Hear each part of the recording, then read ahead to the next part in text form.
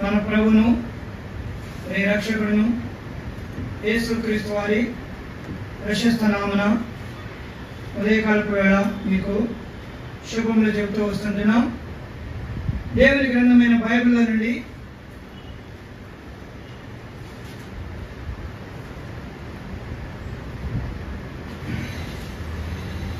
కీర్తన గ్రంథ పుస్తకం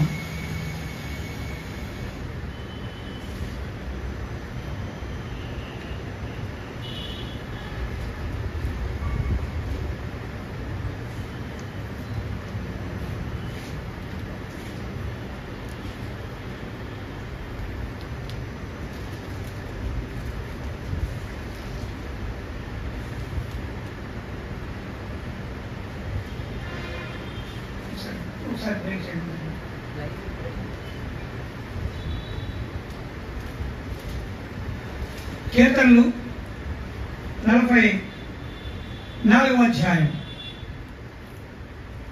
కోరవ కుమారులు కీర్తించినటువంటి కీర్తనలు 44వ అధ్యాయము.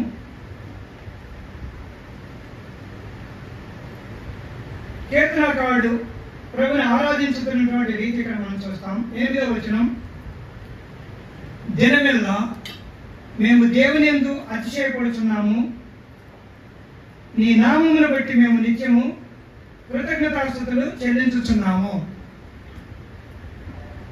దేవుని అతిశయపడుట, దేవుని కీర్తించుట. ఎందుకు దేవుని కీర్తించాలంటే అక్కడ కీర్తనకారులు లేదా కోరవ కుమారులు వారు చేసినటువంటి గొప్పదైనటువంటి అనుభవాలు ఇక్కడ రాయబడింది. దేవుడు తను ఎట్లా వారిని లేదా కోరవ కుమారులను ఎట్లా బయటకు తీసుకొచ్చి ఈ అనుభవంలోకి తీసుకొచ్చినాడంటే, మొట్టమొదట వారు ఉన్నటువంటి స్థితి జ్ఞాపకం చేయబడతా ఉంది. వారు ఎక్కడ ఉన్నారంటే 15-16 వచనాల్లో, నన్ను నిందించి దూషించు వారి మాటలు వినగా అని రాయబడింది. అలాగా నిందించేవారు, దూషించేవారు ఉన్నారు. తర్వాత శత్రువుల బట్టి, పగ తీర్చుకునే వారిని బట్టి అని రాయబడింది. ఇక శత్రువులు ఉన్నారు, పగ తీర్చుకునేవారు ఉన్నారు. తర్వాత మరి దినమెల్లా నా అవమానమును తలంచుకోవచ్చున అవమానపరితమైనటువంటి జీవితం. తర్వాత సిగ్గు నా ముఖమును కమ్మి ఉన్నది అంటాడు. తర్వాత ఇంకెక్కడ అంటే 19వ వచనంలో, అయితే నక్కలున్న చోట నీవు నన్ను బహుగా నలిపి ఉన్నావు, గాఢంధకారము చేత మమ్ము కప్పి ఉన్నావు. ఇదంతా కూడా ఓ భయంకరమైనటువంటి కష్టసాధ్యమైనటువంటి పరిస్థితి. కోరవ కుమారులు దేవునికి విరోధముగా ప్రవర్తించినప్పుడు వారు కలిగినటువంటి నలుగుబాటు, వారు కలిగినటువంటి పరిస్థితి ఎలా ఉందంటే 14వ వచనంలో, అన్ని జనులకు సామెతగా హేతువుగా ప్రజలు తల ఆడించడానికి కారణముగా, ఓ వీళ్ళ అన్నట్టుగా తల ఆడించడానికి కారణముగా నీవు మమ్మల్ని ఉంచినావు అంటే, సిగ్గుగా అవమానముగా తల ఆడించడానికి నెక్కలున్న చోట, గాఢంధకారపు చోటు, శత్రువుల చోటు, ఇవన్నీ కూడా ఎలా ఉందంటే దాదాపుగా నీ చేత మేము నలపబడిన వారంగా కనపడతామన్నాం. ఒక్క పాపం మానవుని ఇలాంటి స్థితిలోకి తీసుకుంటూ వెళ్తా ఉంటది. ఇంకా చెప్పాలంటే ఏ మాత్రము 6వ వచనం ప్రకారము నా కత్తియు నన్ను రక్షింపజాలదు అన్నట్టుగా, మా శత్రువుల చేతుల నుండి ఇక మమ్మల్ని రక్షించాలంటే నీవే అన్నట్టుగా, మా వల్ల కాదు, మేమేం చేయలేము, ఈ అవమానం పోదు, ఈ దుఃఖం పోదు, ఈ తర అవమానం పోదు, ఈ ద్రోహకార్యం పోదు, ఈ యొక్క భయంకరమైనటువంటి పరిశ్రమ మా దగ్గర నుండి.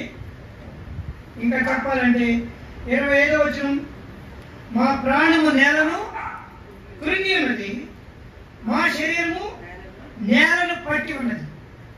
ఈ నేలను పట్టడం అంటే ఏం చూపిస్తా అంటే మరణం. నేల శరీరం నేలకి ఎప్పుడు అంటుకుంటాము? ఎప్పుడు అంటుకుంటుంది? చనిపోతేనే, లేకపోతే నేలపై తిరుగుతాం. నా ప్రాణము నేలను కృంగి ఉన్నది, మా శరీరము నేలను అంటే మరణానికి దగ్గరగా మేము మరణ పాత్రులం అని చెప్పవచ్చు. అవమాన పాత్రులం, అవహేళనకు పాత్రులం, దుఃఖానికి పాత్రులం, కృంగిపోవడానికి పాత్రులం, శత్రువుల చేతిలో ఉన్నవారం, నరపబడిన వారం, బాధకరమైన వారు. మా కత్తి కానీ మా చేతుల నుండి మమ్మల్ని రక్షించడానికి మా దగ్గర ఏ ఆయుధం కూడా పనికిరాదు. ఇలాంటి పరిస్థితుల మధ్య ఉన్నప్పుడు ఏం చేశామంటే ఇక్కడ రాయబడిన మాట 3వ వచనం లాస్ట్ భాగంలో, నీవు వారిని కటాక్షించితివి గనుక నీ రక్షణ హస్తమే నీ బాహువే అని ముఖకాంతికి వారికి విజయము కలుగు చేశాను.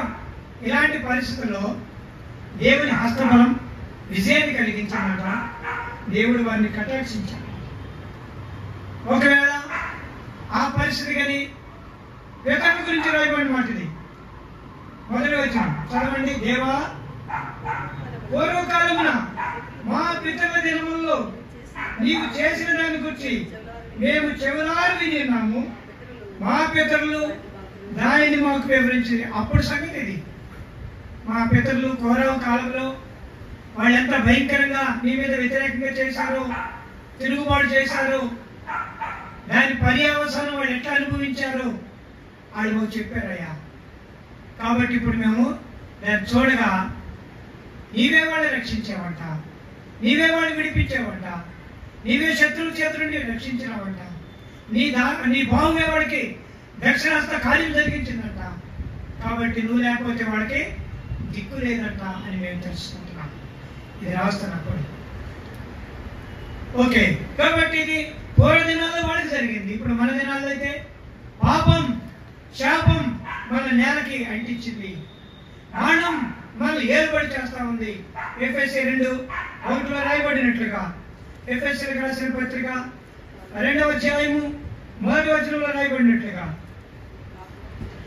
మీరు మీ పాపముల చేతను అపరాధముల చేతను చచ్చిన వారై ఉండగా ఆయన మిమ్మును క్రీస్తుతో కూడా బ్రతికించెను.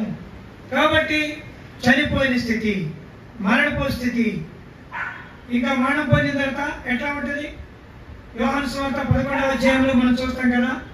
యోహాను సువార్త 11వ అధ్యాయం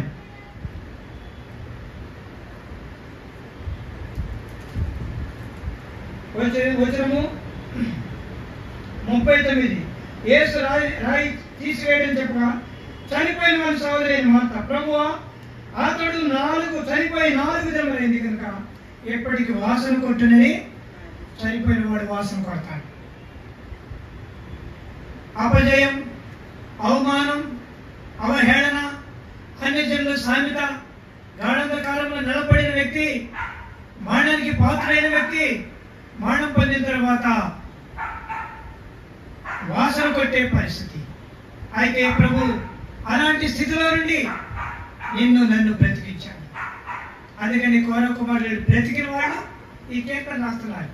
చనిపోయినాడు, 250 మంది ఎప్పుడో చనిపోయారు, ఇక వాళ్ళతో సంబంధం లేదు. ఇప్పుడు బ్రతికిన వారిలో నుండి ఈ కీర్తన పుట్టుకుంటూ వచ్చింది. అవును, ఈనాడు లోకములో పాపములో శాపములో మనం కూడా చనిపోయినప్పుడు మన ప్రభు మనల్ని బ్రతికించాడు. ఎట్లా? క్రీస్తుతో కూడా. క్రీస్తు బ్రతికించడానికి క్రీస్తు మన కొరకు ఏం చేసినాడు? చనిపోయినాడు. కొరింథీయులకు రాసిన మొదటి పత్రిక 11వ అధ్యాయము 3వ వచనం. 1 కొరింథీ 11:3. లేఖనముల ప్రకారము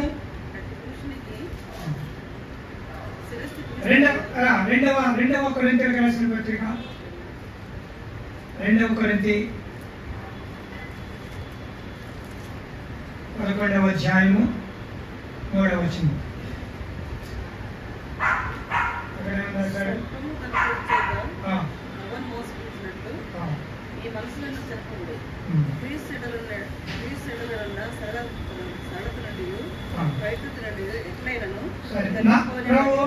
మరోసారి అంటాడు, నాకు ఇవ్వబడిన ఉపదేశ సారం ఏదనగా క్రీస్తు 3వ దినమున మృతుల నుండి లేచినాడు.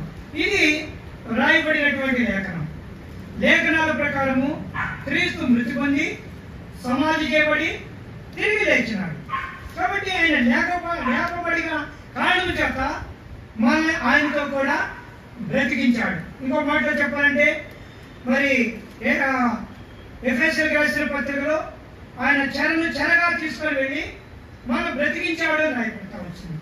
కాబట్టి ఏమాత్రము ఆయన సంకోచించగా ఆలోచించగా మనల్ని చెరలో నుండి బయటకు తీసుకొచ్చాడు, మానవుల నుండి బయటకు తీసుకొచ్చాడు, శత్రుని గురిలో నుండి బయటకు తీసుకొచ్చాడు. ఒక మాటలో చెప్పాలంటే జీవంలోనికి మనల్ని నడిపించాడు. స్నేహితుల సోదరి ఉదయ కాలంలో ఆయన లేచాడు, మరణాన్ని జయించాడు. ఓ మరణమా నీ ముల్లెక్కడ, ఓ మరణమా నీ విజయం ఎక్కడని చెప్పి మరణపు ముళ్ళను సిలువలో విరిచాడు. అందుకనే ఈ లోకానికి రక్షించిన ఏకైక ఆధారం ఏంటంటే క్రాస్, సిలువ. సిలువ లేని జీవితం విలువ లేని జీవితం. సిలువను బట్టి ఆయన పట్టి జీవోత్సవములు ఊరేగించారని నిలబడింది కొలస్సీ 3:15 ప్రకారం. కాబట్టి విజయోత్సవములు ఊరేగించడం కొరకై సిలువ చేత మనల్ని మన పాపపు ముళ్ళను విరిచాడు. కాబట్టి ఇప్పుడు ఏడవలసిన పనుల, దిగులు చెందాల్సిన పనుల. అదే వాళ్ళు అంటారు, మేము నీకు కృతజ్ఞతాస్తుతులు చెల్లిస్తాం, మిమ్మల్ని బట్టి మేము అతిశయిస్తాం. 44వ కీర్తనలో చూసినట్లయితే. కాబట్టి ఉదయకాలపు వేళ దేవుడు మనల్ని అతిశయించేవారుగా, ఆరాధించేవారుగా, కృతజ్ఞతాస్తుతులు చెల్లించేవారుగా చేస్తూ వచ్చినాడు. ఆయన ప్రేమ అపారమైనది. ఆయన ప్రేమ అగాపే ప్రేమ, అత్యున్నతమైన ప్రేమ. కాబట్టి ప్రేమైన స్నేహితుల సోదరి, ఈ ఉదయకాలపు వేళ మన ప్రియరక్షకుడు ఇలాంటి విలువైనటువంటి కార్యాన్ని సెలవులు చేసి విమోచించి బ్రతికించి సజీవులుగా చేసి ఆయనతో కూడా యుగయుగాలు ఉండే నిత్య స్వాస్థ్యాన్ని మనకి ఉచితంగా అనుగ్రహించినాడు.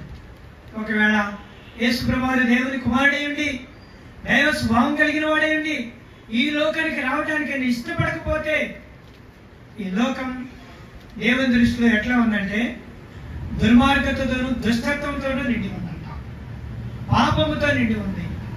పాపులమైన మన పేద ఆయన ఆశ్చర్యమైన ఘన ప్రేమలో చూపిస్తూ వచ్చినాడు. ఆ ప్రేమే ఆయన రక్తం, ఆయన ప్రేమే ఆయన మరణం, ఆయన ప్రేమే ఆయన విజయవంతమైనటువంటి పునరుద్ధానం.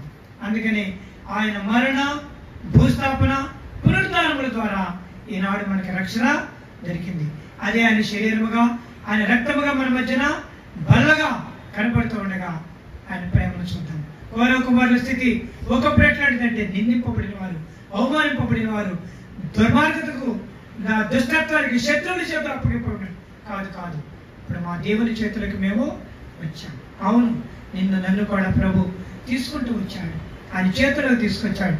ఇక ఆయన చేతిలో ఎట్లా ఉంటుంది? దీర్ఘాయువు ఉంది, ఆయన కుడి చేతిలో ధనఘనతలు ఉన్నాయి, ఐశ్వర్యం ఉంది, సమాధానం ఉంది, శాంతి ఉంది, నిత్యము ఆనందించే ఆరాధన హృదయం ఉంది. అదే ఈ ఉదయకాలంలో ప్రభు నీకు నాకు మనకిచ్చినాడని ఎరిగితే ఆయన పాద సన్నిధిలో కృతజ్ఞతాస్తుతులు చెల్లిస్తూ సాగిలపడదాం. ప్రభు మనకు సహాయపడిన కాక. 1 కొరింథీ 15:3.